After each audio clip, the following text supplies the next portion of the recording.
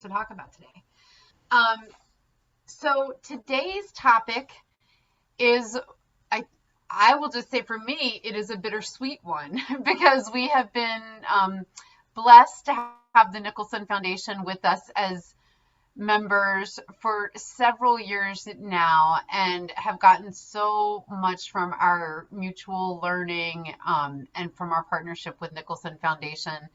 And so as they took a very thoughtful approach to thinking about not only how they were going to in their grant making, but also how they were going to share what they were learning with the rest of us. We talked to them throughout the year about that, and we came up with jointly about this idea about having a session to talk specifically about it. And so we're really grateful to them for being willing to take that learning approach. And I'm also really excited to say that our colleague and our former ECFC chair, Jesse Rasmussen, from Buffett Early Childhood Fund, has agreed to moderate and lead this conversation for us. So I'm going to turn it over to Jesse.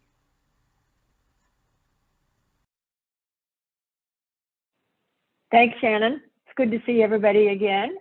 Let me start by saying just a few months ago, I was in a catch-up call with Rena, and she asked me what BECF, the Buffett Early Childhood Fund, was working on. And I shared with her that one of our major focus points was on the sustainability of key programs that we had helped to create that we really hope to see last beyond the Buffett Early Childhood Fund's support. We are not an endowed foundation, and although we don't have a specific spend down time frame, it's probably somewhere around 15 plus years. We decided that we should start having these conversations now because we believe it will take time for our grantees as well as for ourselves to manage it well. So Rena knew all about the Nicholson Foundation and their plans around spend down and how thoughtful they have been, and saw a real learning opportunity for us at our foundation as well as for other funders.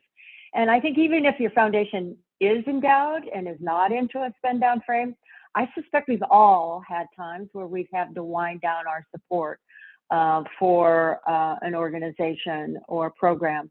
So I'm anxious to learn today about some best practices that can apply to both of our situations in doing these kinds of activities. I really want to encourage you to jump in with your questions at any point in time, either via the chat or jump off of mute and join the conversation with us. I am really pleased to have three really terrific resources with us today from the Nicholson Foundation. Dr. Kimberly Boller, who is the President Executive Director of the Nicholson Foundation, and Dr. Arturo Brito, who is the immediate past Executive Director of the Nicholson Foundation, as well as today's President of the Children's Health Fund. And then Dr. Shannon Riley Ayers, who is the Senior Program Officer at the Nicholson Foundation. So I want to welcome all of them and thank them upfront for their time and thoughtfulness in this conversation that we're going to have today. So I'm going to start with you, Arturo, and ask you came to the Nicholson Foundation in 2017, knowing that the wind down was coming and you were charged with making it happen. How did you approach the big picture, planning and honing in on the key areas and partnerships? Yeah, thanks for the question, Jesse, and thank you, Shannon and ECFC and all of you for hosting us. We're honored to be here and share our lessons learned with everyone that's present today. So yeah, I came to the foundation in 2017 and understanding that we were going to wind down somewhere between 4 and 5 years, and it turned out to be about 4.5 years after I arrived, but not understanding the amount of work it was going to take in order for the foundation to wind down in a way that we could all feel proud of and have the Nicholson family feel proud about what we've done, not only the last 4 or 5 years, but over the 20 years of its existence. And I learned quickly that there was this emotional tug, if you will, and a practical tug about, escalating and ramping up some of our efforts while simultaneously thinking about and starting the process of winding down, because as hopefully most of you know, that takes some time to plan and to do it justice. And as you said, we're in our final few months at the foundation. So I think one of the key areas that we focused on understanding that, and we wanted to accelerate, because this had existed before, and partnerships that we had both with state government and with other philanthropic organizations, because we believed, and it's turning out to be where spending that energy really has been fruitful, is that by doing so, it would give the best chance of the programs in our two priority areas, health and early childhood, to have for sustainability, and the best chance for our grantees to be able to build their sustainability to work in those areas. So we accelerated our efforts with state government. It turned out that the current administration in the state of New Jersey, led by the First Lady of New Jersey, was very interested in some of the same areas we were interested in, such as maternal and child health, eliminating the disparities in that area. The commissioner of the Department of Children and Families is someone who came back to New Jersey and was equally interested and partnered with us on adverse childhood experiences. So there are two examples of areas that we worked on in partnership with state government that were fruitful. But I think it's important to also understand, even if it was an administration that didn't necessarily see eye to eye with us on everything, there's always opportunities to find where you do have similar interests and opportunities to partner. And then we also identified other philanthropic organizations that were interested in early childhood, and worked to solidify those relationships and develop a more formal process for identifying where the needs might be for the state of New Jersey, and work together to co-fund in many areas early childhood efforts. And in doing so, again, it makes our wind down a lot easier, because, you know, we gave our support and assistance both financially and on the skill-based area. And with that, a lot of the things that we had been working on and continue to work on up until the last day, we're confident are going to continue to exist long after we have. So it really starts with those partnerships, and I want to make sure we have time for all the questions. So I'll stop there and be glad to answer other questions. And maybe Shannon and Kim, when they have an opportunity to speak, can add on to what I just said. Thank you very much. And I am going to pause for just a second. I don't see any questions in the chat.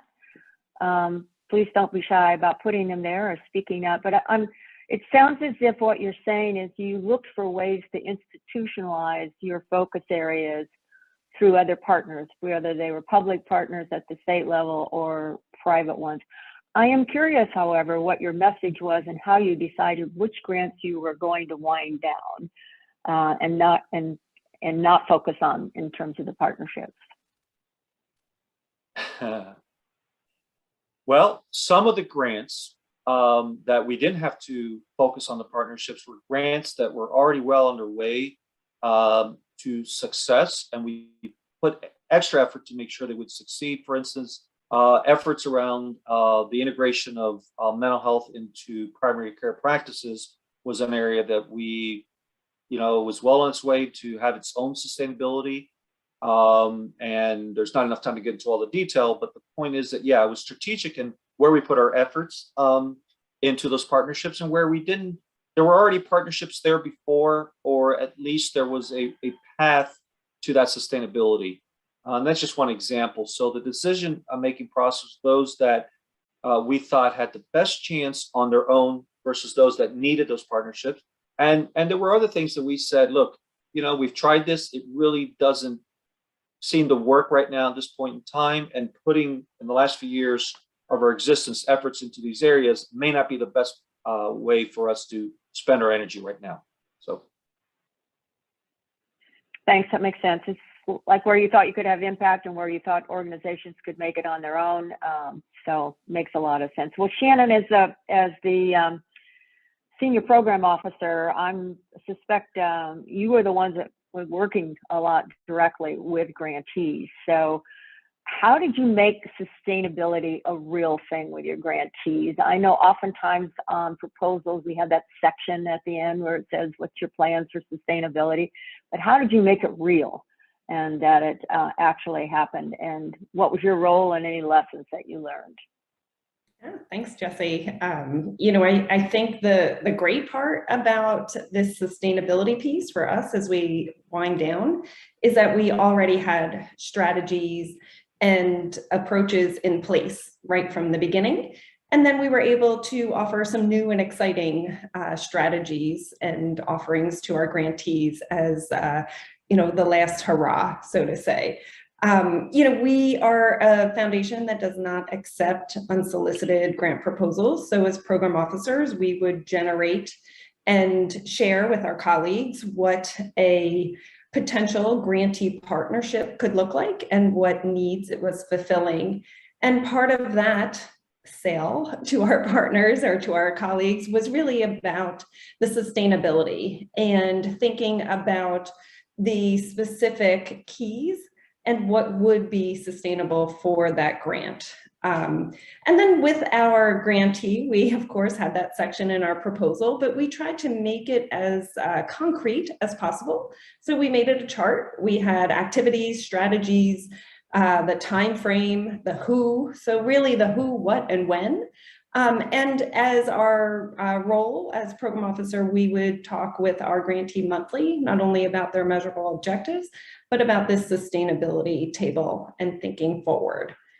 And reflecting back, it seems like there were 4 pathways to sustainability, and Arturo touched on a couple of those, and I'll just put a little meat on those bones. And the first being partnerships, and many of those partnerships were with our co-funders at our New Jersey Early Years Funders Collaborative.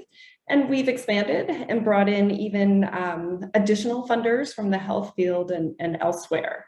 And some of that started as co-funding right at the beginning. So we would co-fund something like centering pregnancy. And then as Nicholson sunset, the co-funders would continue on.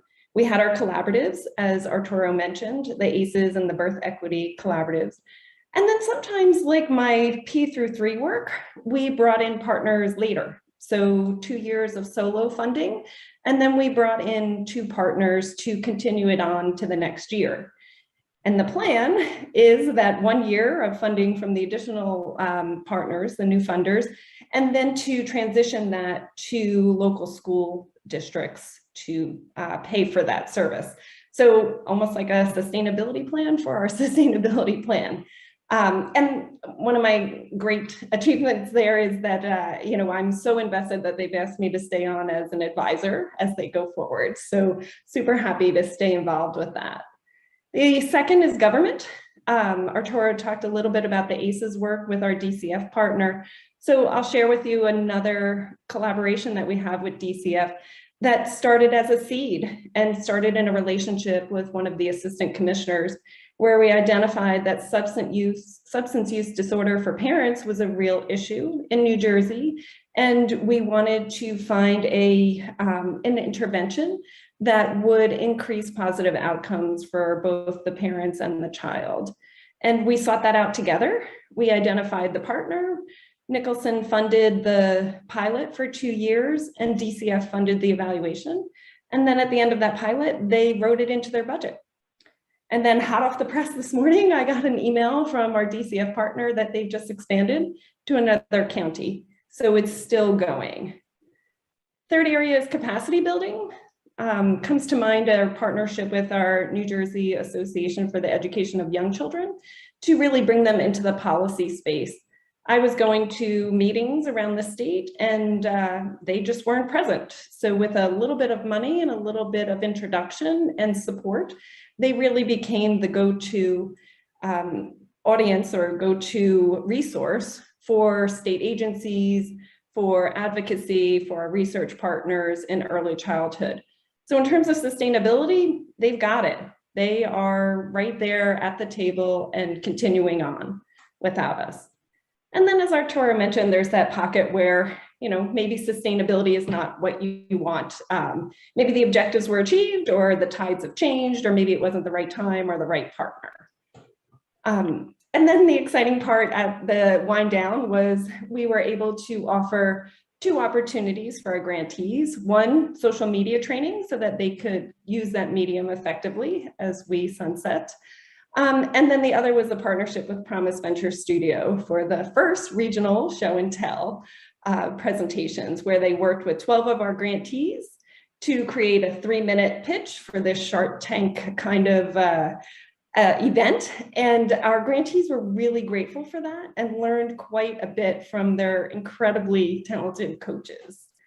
You know, so I guess, Jesse, the end result is that we never left it up to the grantee alone.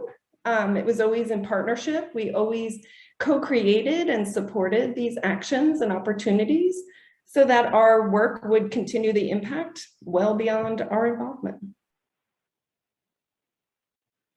Thanks, Shannon. I do notice there's a question in the chat here, and I want to put it to everyone.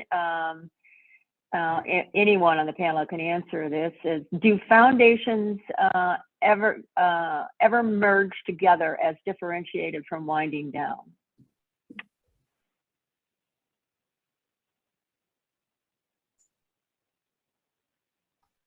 I am sure. I don't know if somebody else is going to answer, but I am sure. Nope. That has happened. That was something we didn't consider because it was not in an option for us because of the wishes of the Nicholson family for different reasons. But it was something that was never even brought to our attention. I think it'd be, my guess is that even if somebody wanted to do that, you'd have to plan that way ahead of time because of some complications with, you know, the legal aspect of it, the governance structure and all that. So, and the other thing is that, you know, we have spent our money down as asked to do. So there wouldn't be much in terms of funding that we could have offered to another foundation. So I don't know, maybe somebody else has some insight. But Jesse, before we go on from that, I forgot to mention something that's really critical. And before, as Shannon was speaking, it occurred to me, and I want to say this about Shannon and Kim. Part of the challenges of ramping up and winding down simultaneously and spending the money down strategically required for our foundation to be able to hire people that could handle that and would want to take that on. So highly skilled people that are confident and not too worried about where they're going to go next because they're that skilled. And I want to say this about Shannon and about Kim. We would not have been able to do this unless Kim and Shannon decided to join the foundation, understanding that we had a very limited time. Shannon came on in 2018 and Kim came on in 2019. It's hard to believe. Kim's only been here 2.5 years and Shannon about 3.5 years. I have that right, Shannon, Kim? So the point is that in that wind down phase, it's an awful lot of work to do things effectively and also do the planning. And I'm sure Kim's going to say more about that, but I just want to, I thought that was worth emphasizing that was a huge approval point from the board to be able to do that. And that otherwise we would not have been able to do it certainly as successfully as we have. So. Thanks, Arturo. And as I listen to you say that, I wonder too if, as Shannon and Kim, as you actually engage with grantees in the wind down, I hear you offered some great opportunities for them in terms of connections and building their skills. But I also wonder about leadership capacity, particularly if any of those organizations are potentially facing a turnover in leaders themselves, because that leadership does make a huge difference, as Arturo said, for your own operations. But Shannon, I'm wondering if, as you worked with grantees, if that too was an issue, is thinking forward with those organizations about their future leadership. Yeah, absolutely. some of the leadership shifted even while we were funding, and we needed to have the supports in place and build new relationships with new leadership and reassure that this was the direction to go in, and also help bring that leadership into the community, right? So, as NJAYC received a new president, it was important to bring that president into the conversation and make the connections for them. So, beyond monetary support, it's also about the community and the connections. I think I wanted to say too, Jessie, that governments change as well. We just went through a governor's race, right? And so much of the work that we've been focusing on is collaboration with government as the roots of sustainability, like so many of you have done over the years. And that's the question as well, like the riding of the wave, as Arturo mentioned, a lot of the work we were trying to do to integrate health in early childhood got a huge boost by the interests of our First Lady of New Jersey and others in government that Shannon alluded to as well. So I think that's an interesting lesson for potentially all of us, right, is thinking about when those opportunities come along, what kind of a path are you on at the moment and how does it line up and not? So that was something pretty planful on our part. It just happened to jibe up in time that was happening. It also sounded like, though, you needed some nimbleness, though, not to go off course in your mission, but some nimbleness in how you might switch your strategies if that opportunity came along.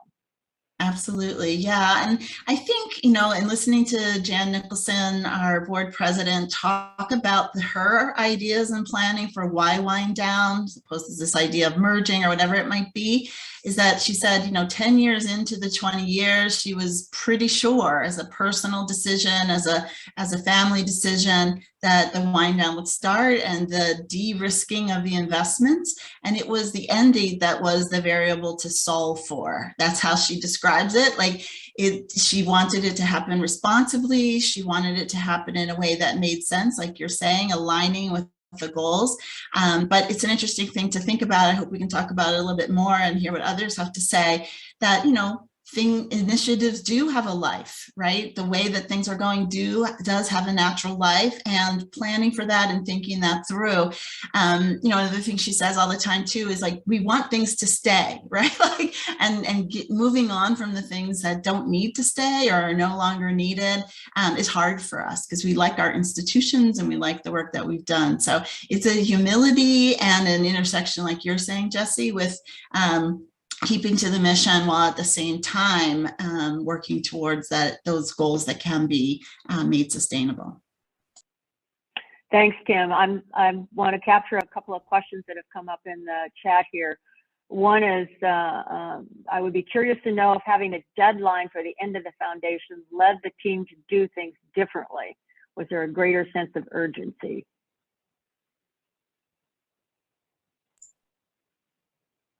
Anybody? I think Arturo should take that one, if you don't mind, Arturo, because I feel like, yeah. And Arturo, I might toss you the second question that's in the chat. That was, what was the reason Nicholson family chose to spend down? Yeah. Maybe I'm going to ask, I'll answer the first one, let Kim answer the second one. So she has a second to think about that. But yeah, there certainly was a sense of urgency when even during the interview process, right? That it was clear to me that this was the plan. The exact date, the variable, as Kim described, was the only question, but it was somewhere in the range of 4 to 5 years after my arrival, and it turned out to be that way. But sense of urgency doesn't mean that you can't plan and be strategic about it. And like I said, it did require, kind of the trade-off, if you will. It was like I needed other people to help me with this, so we could spend the money as wisely as possible. But there's always urgency when you think about it, because there's so many needs, especially our focus has been on vulnerable populations, state of New Jersey. And I think the two are not mutually exclusive. You could be strategic and spend the money in an urgent way.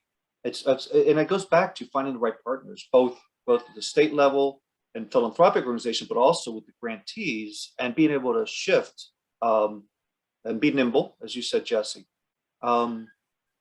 So I think it's almost, I'm hesitant to use the word urgency because that almost equivocates being, you know, just quick to write a check or what have you. But it was much more involved than that, and we had a great team when I started, and we just added other people that were able to help us. And we spent, you know, normally we would spend $8 to $10 million a year, and I think our peak year was 2019, right before COVID. You know, we spent about $15 million, and then we had a limited amount of funds, so we spent it in a way that we felt was the most could have the most impact in the areas that we were focused on. So I would say in the answer to the second question is, again, you know, the board felt it was a very personal decision and choice, largely because they wanted to make sure that the stewardship that they put in place with their parents, Mr. and Mrs. Nicholson, that it really was seen through in the way, in the gracious and special way that they set up the work. So I think that's really the answer, and it's interesting to hear from others, you know, and how that sort of has worked out over time. Like one of the foundations we looked to just as sort of an example was Atlantic. I mean, like hugely huge, much huger than we are, but they did it so thoughtfully with such a long runway. And, you know, that's something that Jan's talked about as well, is that it was an internal knowledge first, and then it became external in 2019. I think there were whispers around, but to really get a letter, talk to your program officer about 2021 being the end, again, made the communication strong and clear about purpose and the end goal. Jesse, we have a couple of raised hands too. I don't know if you have that view up, but Kathy Storr has her hand raised. Oh, I'm sorry. Thanks, Shannon. Kathy, why don't you go first, and then I'll pick up on the two other questions. Let the panelists look at those questions in the chat. Be prepared for them. And Denise also has her hand raised. So you got two in a row. All right, let's go. Thank you, Shannon. I appreciate that. Kathy. Thank you. Okay, I'm curious because I didn't realize, Kim and Shannon, that you guys were hired knowing that this was going to be spent down. And there's a very different mindset, I would imagine, that goes into building something versus leaving something, right? And so I'm just kind of curious about, like, for yourselves, kind of your own mindsets, what kind of mindset you needed to be in, and how you've supported, your staff and each other during this transition to make this professional transition as well. I'll go first, and then maybe Kim wants to talk about some of the supports they put in for us as staff. You know, Artur is right. It was just 4 years ago that I signed on, and in the interview process, it was very clear it was a 4 to 6 year window. And, you know, for me, I kind of viewed it as how fun to be part of the last hurrah, right? Like, let's go out big, like how exciting to do this, you know, and it was that way, and it felt that way because of the urgency. Hey, we're closing, we've got to build a legacy and make your mark, and you don't have all this long runway to do it. So that part was fun. I know a question came up prior to the call of, you know, what was the hardest part? And for me, I think the hardest part has been the past year, where, you know, the new generation, the co-creation of grants wasn't happening. So it became a management, you know, so we had to be a little more strategic to stay current, to stay connected, to still be a thought partner, even though we didn't have the money. You know, and I think that is a tribute to the reputation that the Nicholson Foundation had as technical collaborators. Because even though I didn't have the money, I was still invited, right? Which was really, really important. It showed that the roots went deeper than just the investment. And it really went to, you know, how talented the Nicholson team was. Yes. I can't help but see that you're positive attitude, your pride about the whole thing also made a difference in terms of seeing this as a good thing as opposed to a bad thing. So it's obvious. Kim, and then I'm going to let Denise ask her question. Did you want to add something? Sure. So Kathy, thanks so much for that. You know, what was so exciting to me on my professional journey was checking out philanthropy from the other side, right? Having been a researcher at Mathematica for 22 years, doing research for philanthropy, not quite understanding how it all works from the other side, I was really excited to try and learn in a new environment and bring data and evidence in a new way.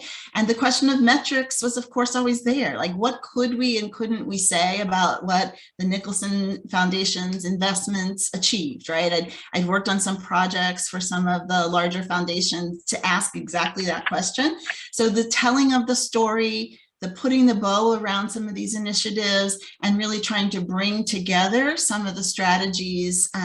We did some things like more contracting with communications firms, strategic communications, doing polling, things that we hadn't done before, and trying those out here at the end was exciting. Plus, I love a good story, right? So being able to help along with writing some of the final pieces we created, and we're so lucky to work with the Burke Foundation, CHAP, the Turo Fund, and others on things like big state plans, the plan for adverse childhood experiences, the state plan, and also our Nurture New Jersey plan for eliminating disparities between Black and brown women and white women in our state in health, in maternal child health. So to me, it was nothing but fun, right? And an opportunity to look for the next new thing. Like, what is the next new thing, both at the state level and then nationally? So thanks for that question. We did provide a whole lot of support, which I can talk a little bit about later.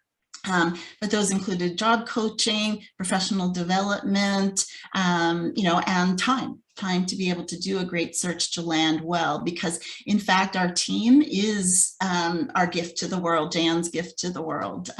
We're so proud and excited where everyone lands. That's great. Thank you. Denise, question? Yes, I was happened to be, hi, thank you so much for sharing today.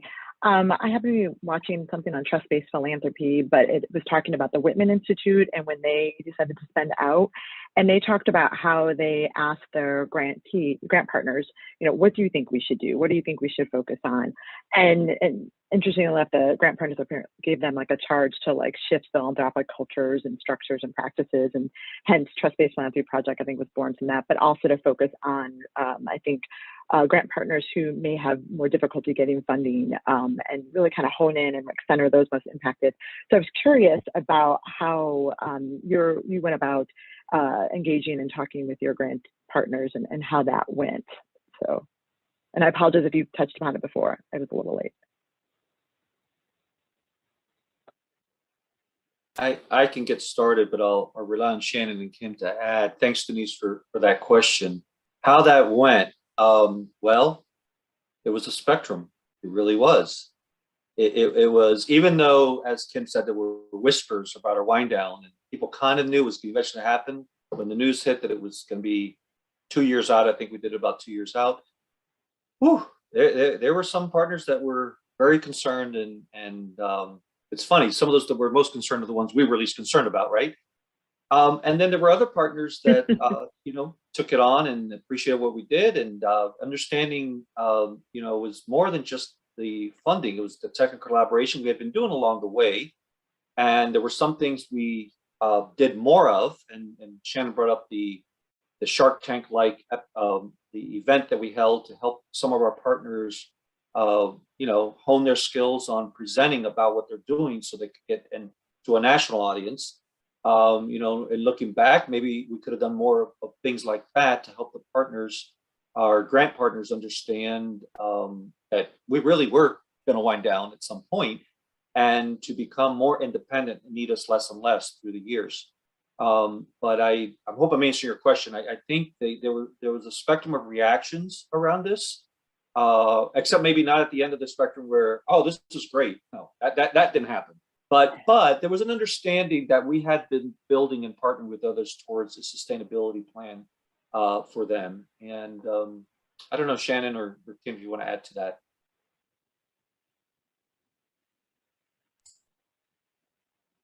Go ahead, Shannon. I'll just add a little tidbit that, in those conversations with the grant partners and giving them the news, everyone was reflective and really thoughtful. Oh, so what does this mean for you? What does it mean for the staff? What's going to happen to you all? And I think that goes back to this really great relationship-based work that we did, and how important it was to build those trusting relationships and those caring relationships, that it was more about the partnership than, necessarily the funding. So that was a surprise, a really pleasant surprise. I think too, like most of you, you went into 2020 with things that were on your list to get done, right? And part of what we did in 2019 is set some priorities, as Arturo and Shannon have mentioned. I mean, picture ideas on the wall on stickies, little dots noting our priorities. And then the pandemic came, and being responsive and nimble, like we talked about, and all of you have been as well, caused us to have some longer grants than we expected, caused us to go into this year in funding folks, because the grant we couldn't get done, or they couldn't get done what they wanted to get done, Denise, right? So there were things that we did. We gave additional, small grants for things like virtual visits, virtual, supports, collection of information that just wouldn't have happened if we weren't able to supplement those grants. So one of the things too to know as well, there was some, there was funding sort of there that gave us a cushion, because we didn't want to be, spend down and not be able to follow through on our commitments. So that's something else to keep in mind as well. But what you're talking about, Denise, and going to grantees, that's, I love that direction, because I think if we were to do it again, we might think through other ways of doing that, the trust-based giving. Thanks. I don't want to miss the two other questions that were in the chat here. One was, did endowment of particularly strong or valuable programs figure into any part of the spend down strategy? Did you consider helping other organizations get endowed? Arturo? Yeah, not to use the term correctly, not necessarily endowed, but we did increase with certain organizations the amount of funds they would receive based on what they were able to produce in the first few years, and how we felt that would help sustain them. Yeah. Could that have included supporting and building up a reserve, which is a bit different than an endowment? Right. So that, go ahead, Kim. Do you want to say something to that? No, I'd just say it really wasn't part of the strategy. Right. Yeah. And the other question was, did you diverge from a 5% payout to a spend down approach? And how did this change your annual grant making commitments? Yeah, so the way it changed the annual grant making commitment is that we did increase the amount of that we hit a peak year, I guess, 15 million, and normally our norm was about $8 to $10 million per year.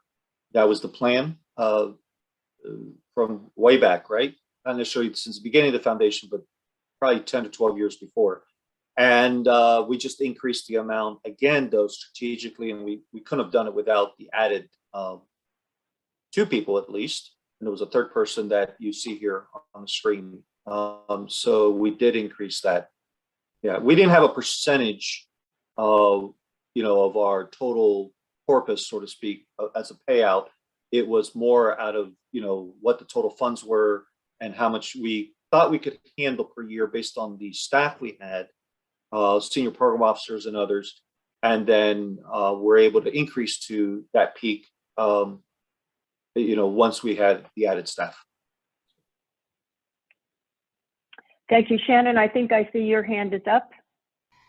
Yeah, I have a question. I mean, Denise's question about trust-based philanthropy made me think about this a little bit. I don't know if you all did, it sounds like you had very deep relationships. So in that way, it was trust-based philanthropy, but I don't know if you typically did general support grants or if you did project grants. And it occurs to me like this whole dynamic would be different, right? Depending on whether you primarily did project grants with very specific deliverables versus general support. And I can see it getting really complicated. I mean, on the one hand, we hold up general support as the direction we should be moving and trusting people more.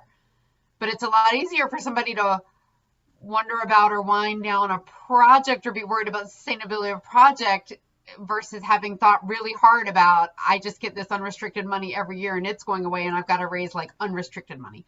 So I'm wondering how that played out, if that was a dynamic. This might be a good way to segue and ask him to talk a little bit about our legacy book, because my mind goes to the legacy book that we've put together and just released.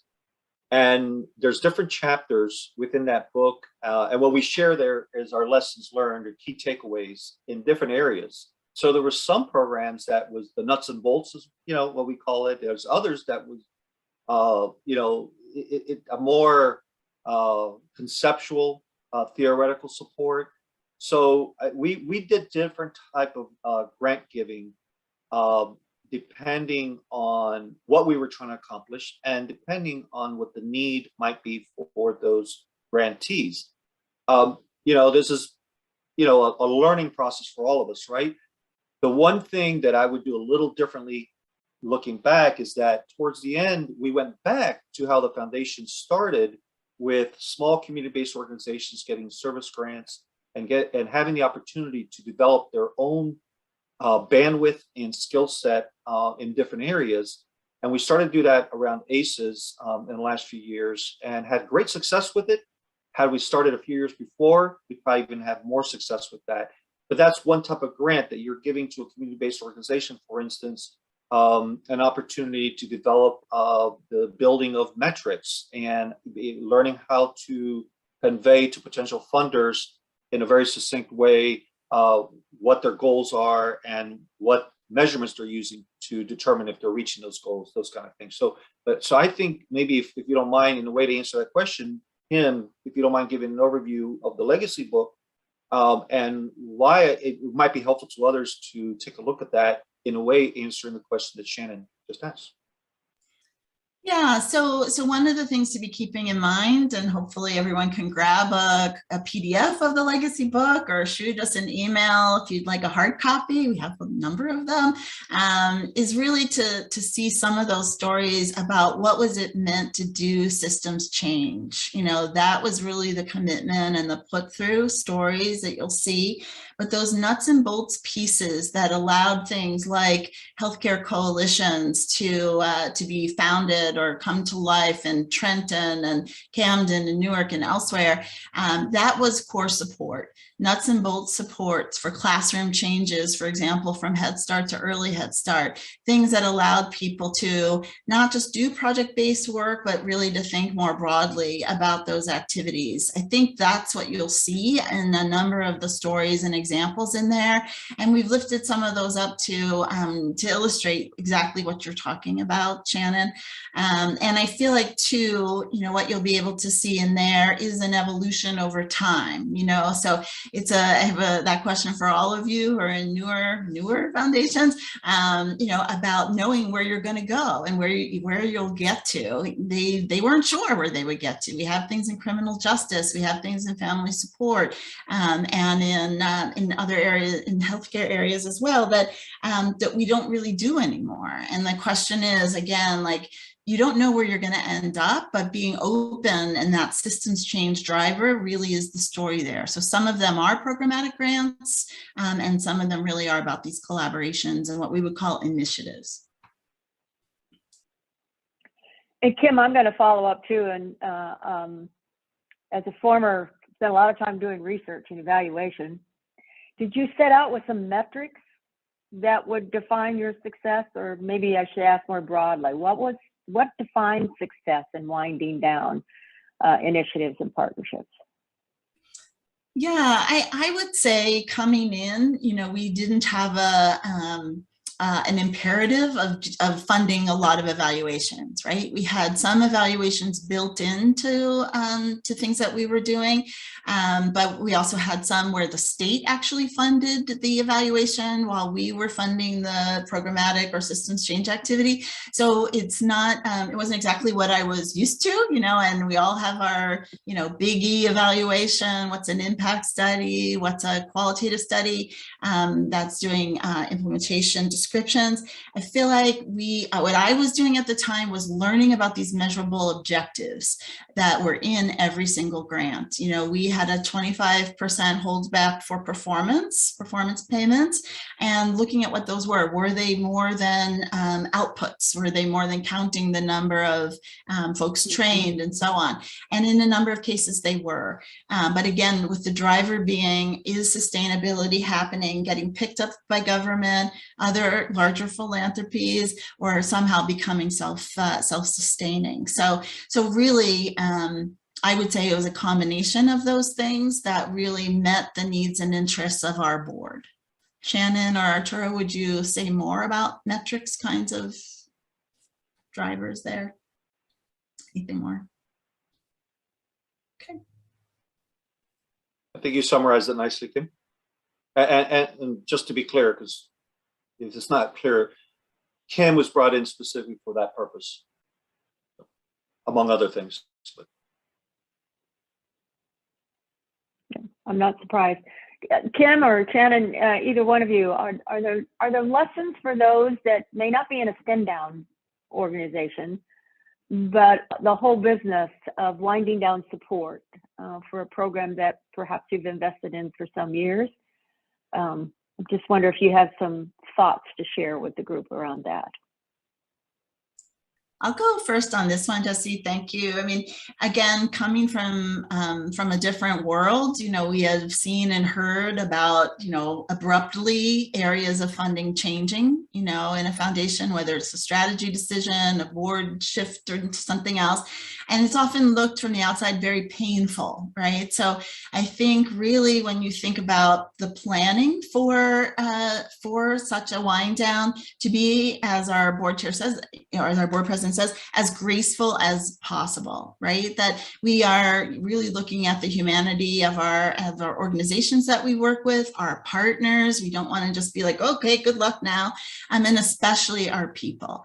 So, helping to make sure that people got the professional development experiences that would help them. Conference presentations, writing, the training in social media, and having at their disposal our communications team and our communications experts. So being able to do that felt like a really important thing that I think everyone can take home with them. How are we building into our people preparation for whatever the next thing might be, and then also these tailored supports for growth. I would say, to me, those are some of the takeaways that all of you, might keep in the back of your mind as you're thinking about potential shifts.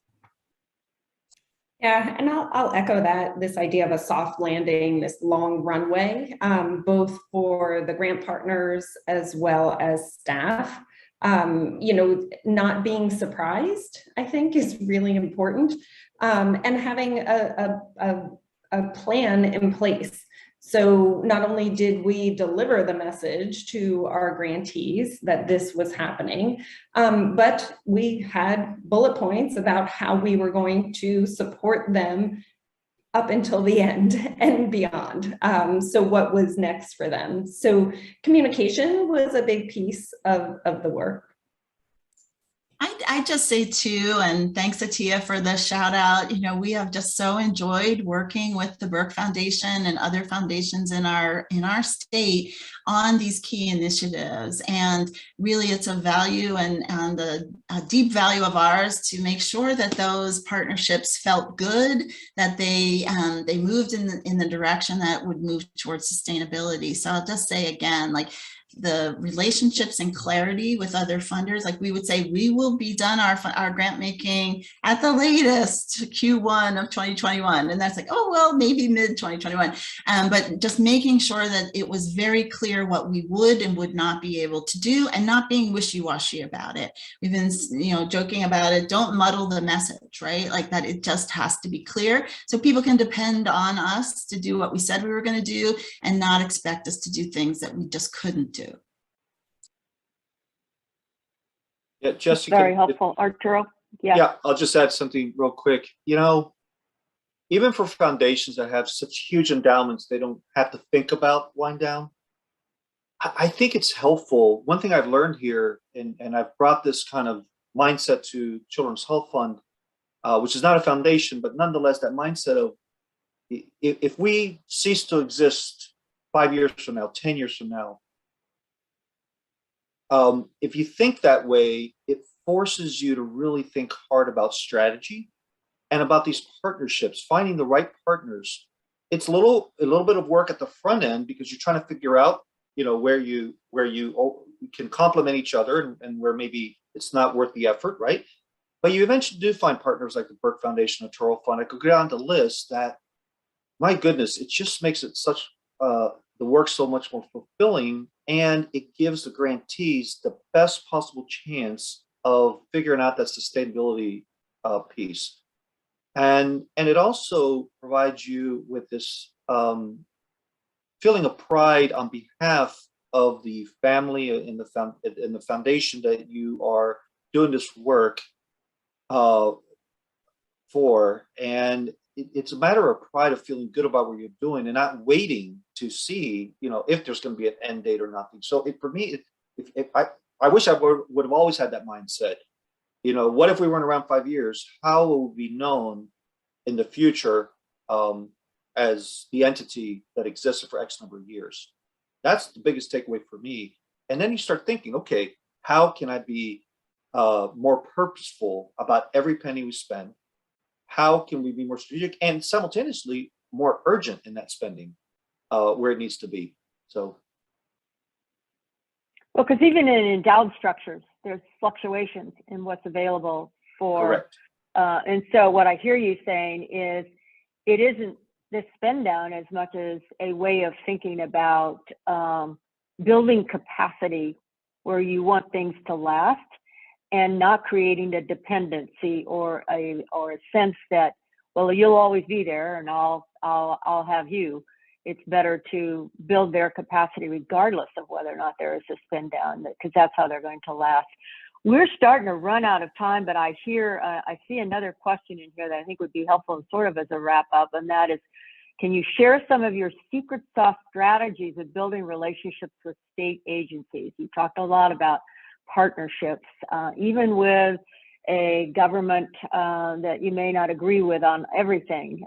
You found ways to partner with. So I'll start on that one because I just happened to be doing an exit interview this morning with one of our team members, and we were reflecting on the fact that basically from 2019, every single senior program officer, as well as our executive director, had been in government, right? Whether it was city government, state government, like that mindset, that empathy, that deep understanding of how those relationships can and cannot work. To me, that, again, coming from the outside, it seemed like the secret sauce. They could get into those rooms, they had relationships that they could leverage, and I think Tia, part of it has been that strategy. I mean, maybe that was just, it wasn't coincidental, I guess I would say. Let me see if someone else has a thought on that. Yeah, I agree with that. And it also, and I was one of those people, I came into the foundation after having served 5.5 years as the Deputy Commissioner for Public Health Services for the New Jersey Department of Health.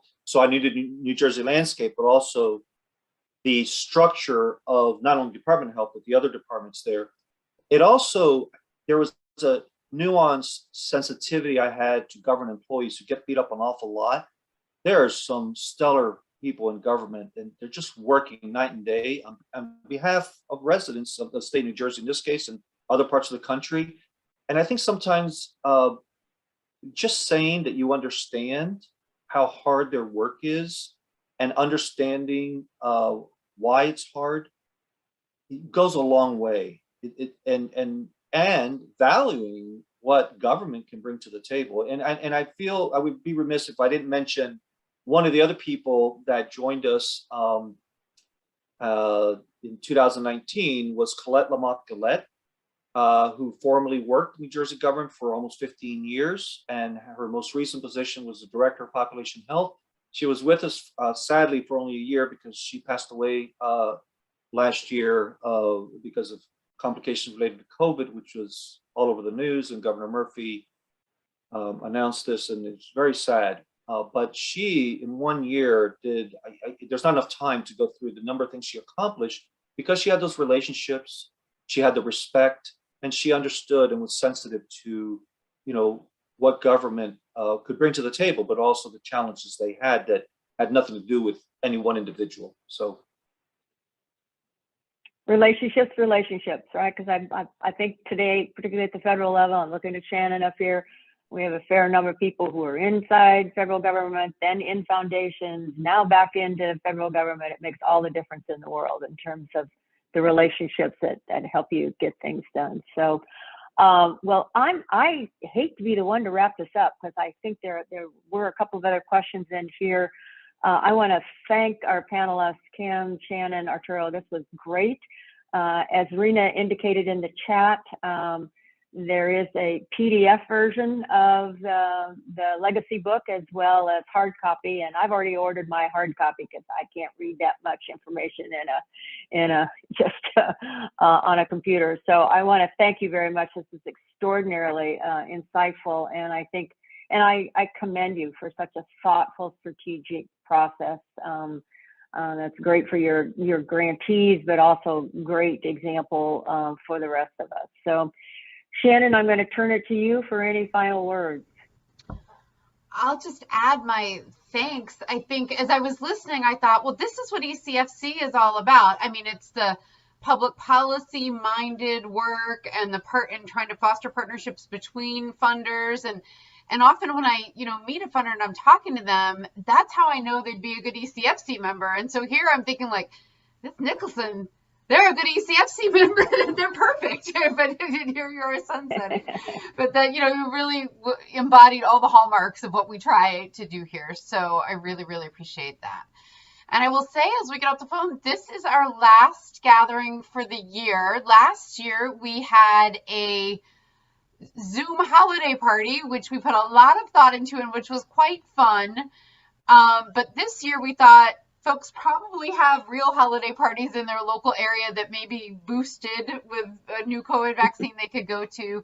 And we hope that our members are thinking about coming in person in February. So we're not doing a Zoom holiday party.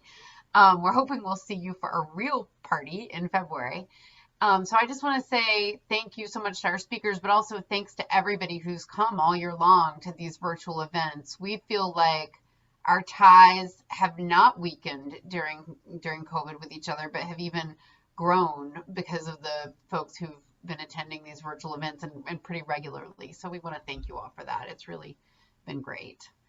I hope everybody has a fantastic holiday season.